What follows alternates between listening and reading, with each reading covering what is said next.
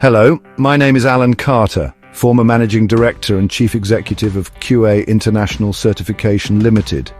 Welcome to part one of this special three-part presentation on the history of QA International Certification Limited, from 1991 to its takeover in August 2021. Here, I will take you behind the scenes of a story spanning 3 decades, and one that is very close to my heart. As the original architect, then co-founder and co-owner of QA International Certification Limited, I had the privilege of being part of a company that grew into a globally trusted name in certification services.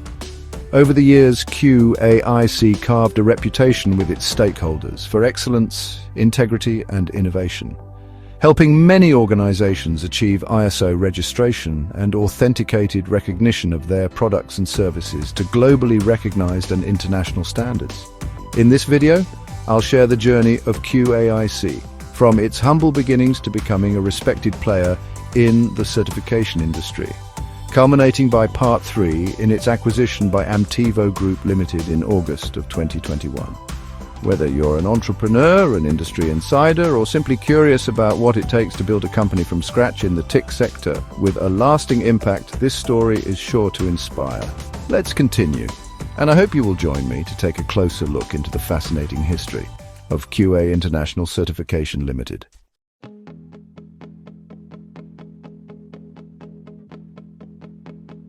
Hello. As your presenter, let me now take you through Alan's recollections of QA International Certification Limited, QAIC. Why? Well, quite simply, this is a story that should be told. It takes the listener through the reality of forging a company from nothing. It includes periods of hardship, sacrifice, but also dedication, hard work and innovation by its pioneer founders Alan Carter and Alf Duffield. A history that is otherwise lost, as with the journeys of so many other companies, when it is simply acquired and merged at the end of its path, prior to being part of a new journey under new owners.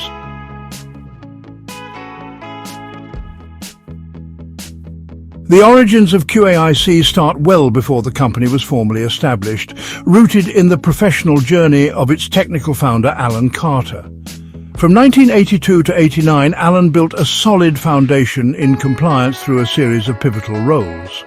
Starting as electrical inspector at British Steel Corporation, ensuring safety and operational standards, then commissioning engineer in the high-risk offshore oil and gas sector, managing complex projects with precise technical handover. Then, latterly, QA and SHEC executive, with senior PLC-level roles focusing on safety, health, environment and quality assurance. In 1987, Alan became a registered IRCA auditor, later advancing to lead auditor, one of only a few thousand in the world at that time. This solidified his expertise at an early stage and gained him respect in the field of compliance and certification. By 1991, the groundwork for QAICL had been firmly established through Alan's other prior appointments, not just developing marketing, commercial negotiation and M&A skills, but also as a compliance manager with AMEC, providing BNFL with project manuals and quality plans, whilst also conducting supplier assurance audits in the nuclear industry. This is where Alan was introduced to Phil Shaw of BNFL, then later NACCB. Conducting compliance audits for CQA as a subcontract lead auditor, Alan developed an operational awareness across various industry sectors.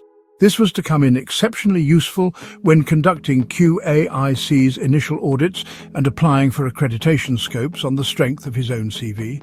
Performing commercial audits for the Ministry of Defence during its privatisation meant overseeing its consultants, QAI Limited.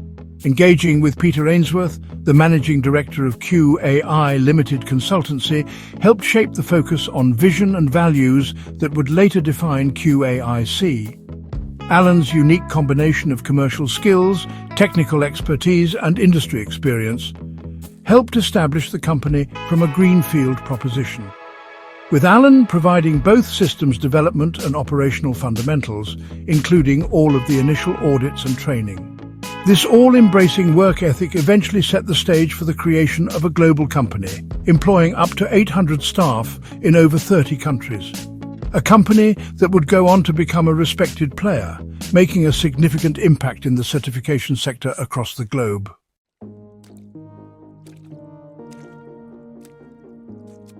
The foundations of QA International Certification Limited were laid through a series of strategic initiatives and pivotal decisions enacted between 1991 and 93. The journey began in 1991 when Alan, leveraging his extensive compliance and auditing expertise, initiated a feasibility study and business plan for the QAIC project. This was conducted under the umbrella of QAI Limited, with a vision to create a certification body that would meet the stringent requirements of the National Accreditation Council for Certification Bodies, NACCB, the accreditor at the time.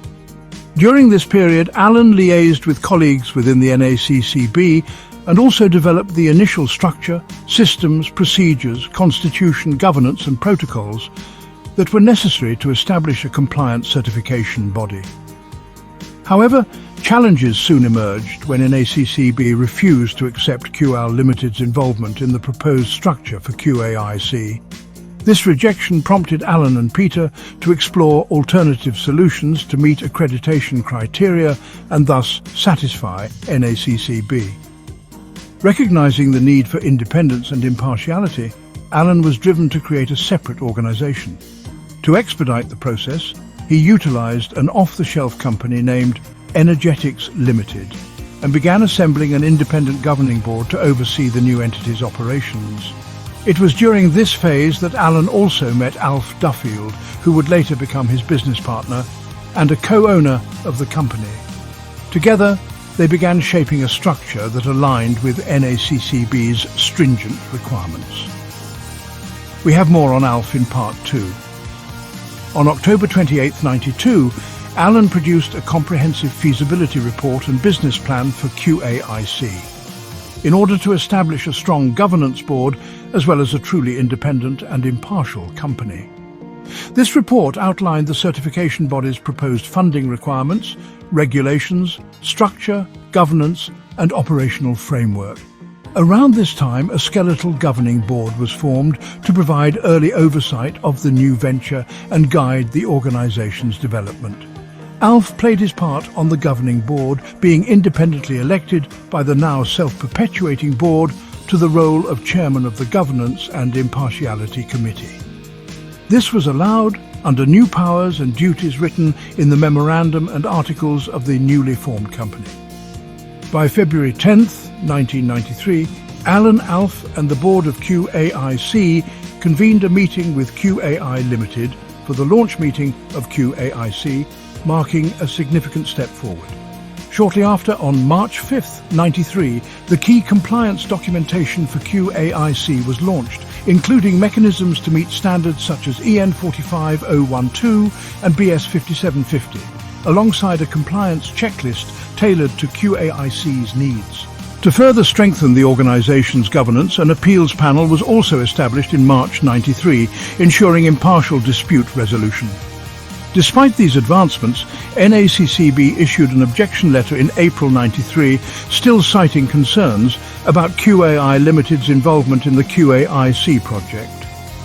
In response, Alan and Alf formalized with Peter a deal to arrange transition of QAIC away from QAI Limited and into Energetics Limited, which was then nominated as the sole independent legal entity to pursue accreditation and trading as QAIC.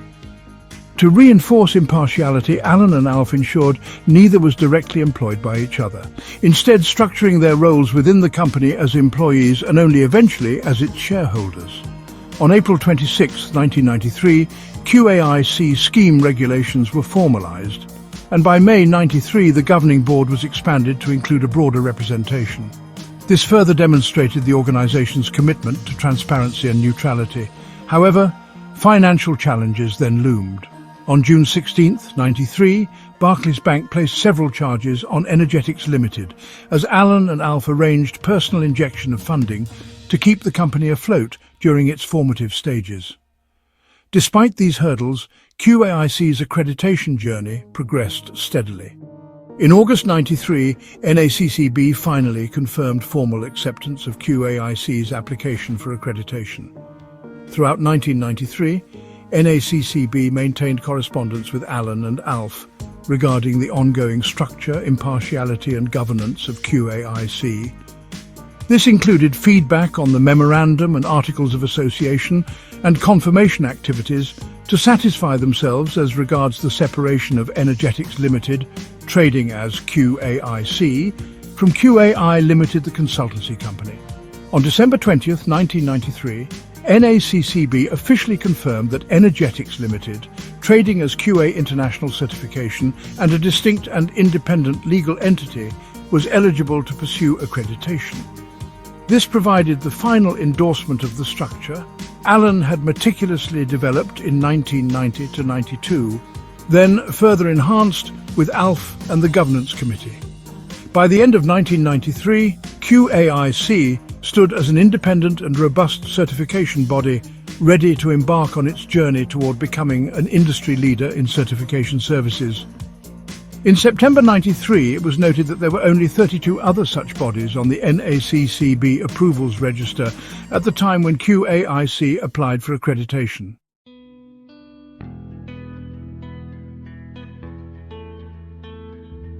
Following the establishment of Energetics Limited trading as QA International Certification, significant efforts were undertaken to ensure the organisation met all the requirements for accreditation by the NACCB under their Department of Trade and Industry MOU. In early 1994, QAIC aligned its manuals and procedures with NACCB's updated requirements, as outlined in a letter on February 3, 94. In March of 94, QAIC representatives also attended the NACCB's 10th anniversary celebration at the prestigious Pall Mall Reform Club, demonstrating at an early stage the organisation's active engagement with the accreditation community. On March 29, 1994, another major milestone was achieved when the DTI formally approved the name change of Energetics Limited to QA International Certification Limited. This approval came only after QAIC successfully demonstrated through invoices and financial audit evidence its active commitment to overseas trade, further solidifying its credibility and international focus. On the same day, Alan produced updated memorandum and articles of association for the company, which were subsequently approved by NACCB on April 12, 94, in a letter from Hugh Cripps, NACCB's commercial officer. The momentum continued with an assessment of QAIC head office by Phil Shaw and Reg Spencer OBE of NACCB in May 94, followed by detailed acknowledgement of structural integrity within the month. A good working relationship had been developed by Alan and Alf, both between themselves and with respect to Paul Hewlett, Robin Bullock-Webster OBE, and Hugh Cripps of NACCB, and their respective audit teams. This developed to such an extent that in June, Alan and Alf acceded to NACCB's request for assistance and arranged for Alf to represent QAIC on the NACCB Small Firms Working Group and attend a meeting in Cologne on their behalf. Alf delivered a significant paper on accreditation on June 14, 1994. This helped NACCB maintain an obligation they could not themselves service through their own staff within the timeframe available.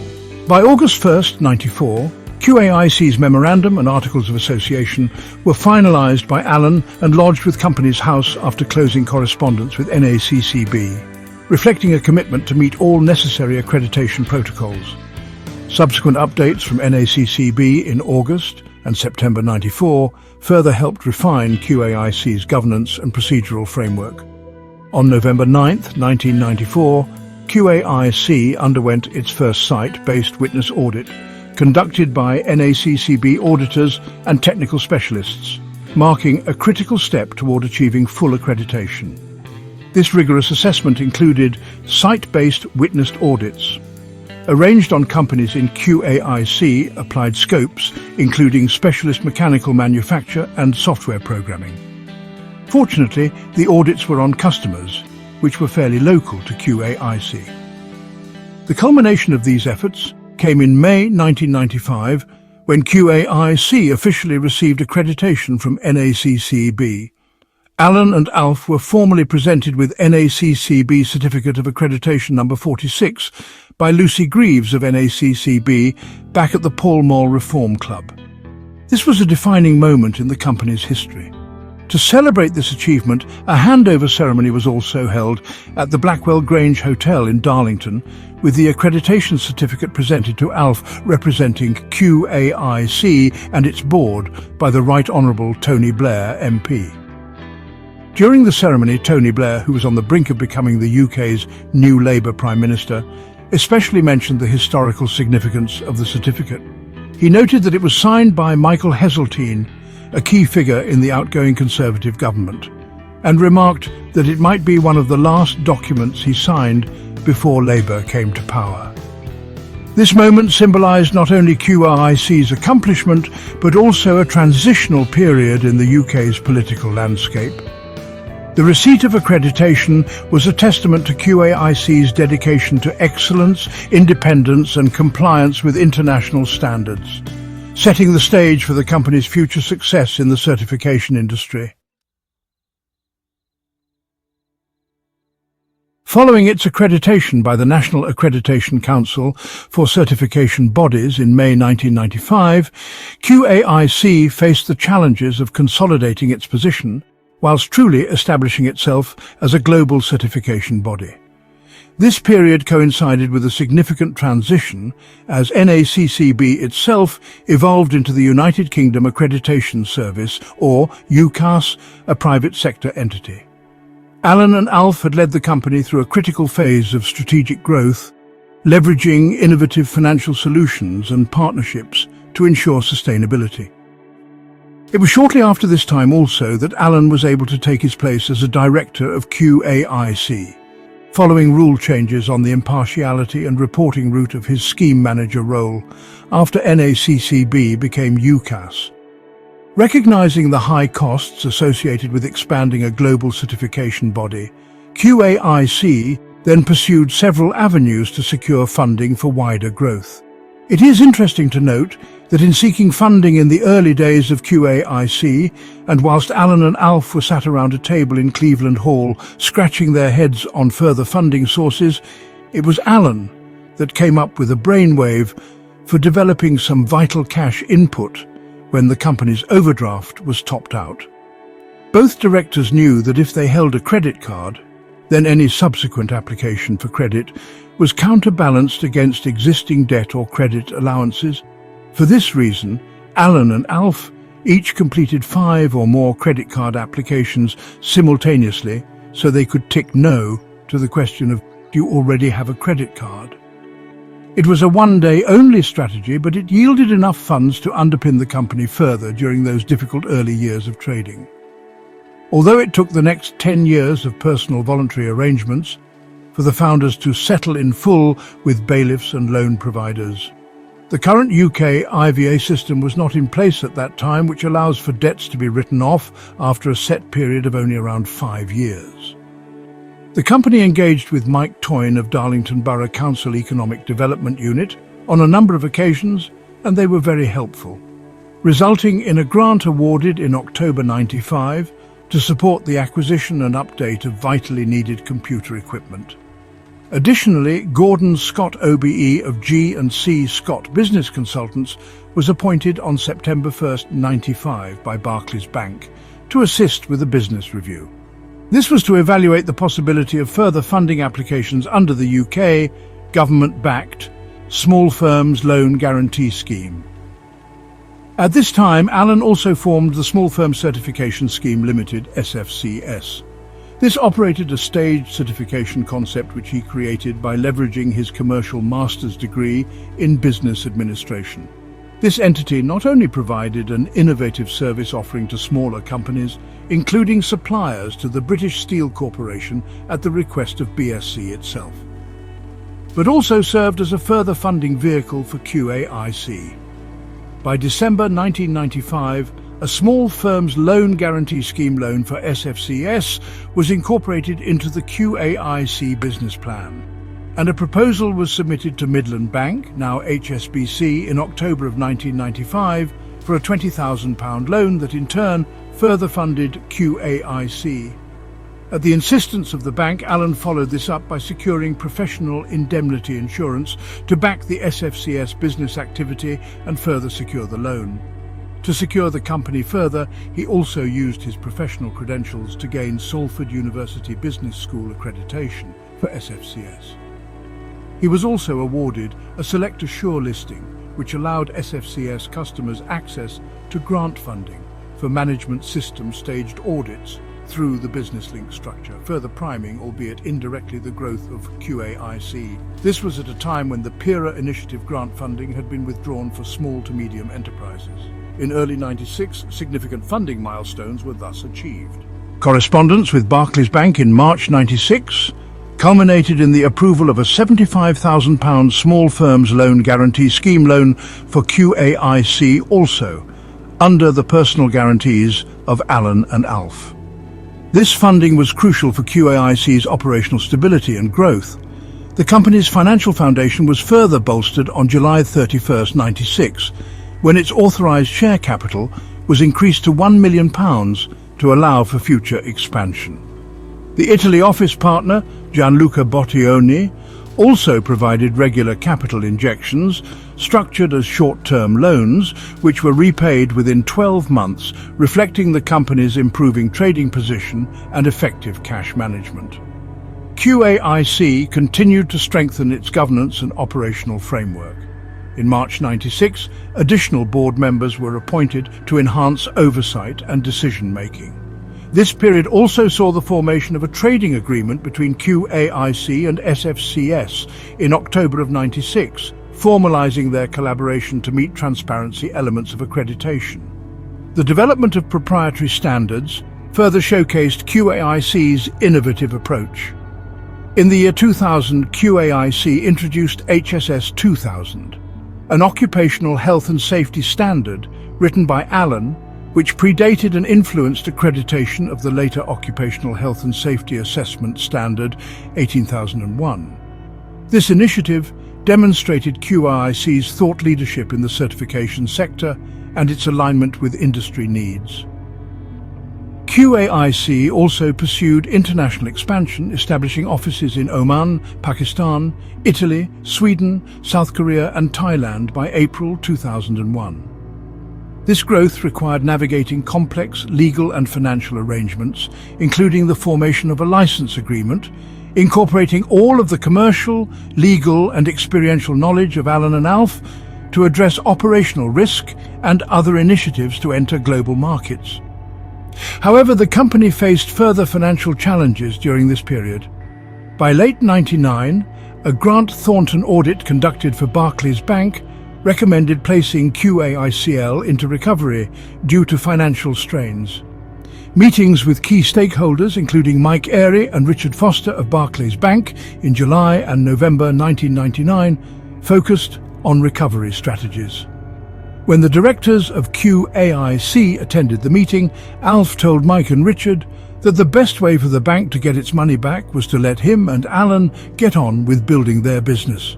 The bank agreed, and despite these challenges, QAICL managed to secure further funding to enhance operations as anticipated. With a forecasted 8-year break-even, delayed at the start by structural issues and now realized after 10 years of operations, the task could finally be completed. Keyman Insurance for Alan, as Managing Director and CEO of QAIC, was also implemented in 1998 to further mitigate risks for all stakeholders. By 2001, QAIC had fulfilled its promise to its shareholders and Barclays Bank and achieved greater financial and operational stability, with its development plans at last coming to fruition. Notable milestones of improved stakeholder confidence also included a £50,000 enterprise grant. This was awarded through Simon Hamilton of UK Steel. It was presented in January 2001 for further business development and local employments. This year also saw the withdrawal of Gianluca as a director in October. This was following the repayment of his business loan with interest and signalling QAIC's ongoing financial progress. Throughout this period, Alan and Alf demonstrated resilience and ingenuity in steering QAIC through many financial and operational challenges. Their efforts laid the groundwork for QAIC's continued growth as a global certification body, ensuring its reputation for excellence and innovation in the certification industry.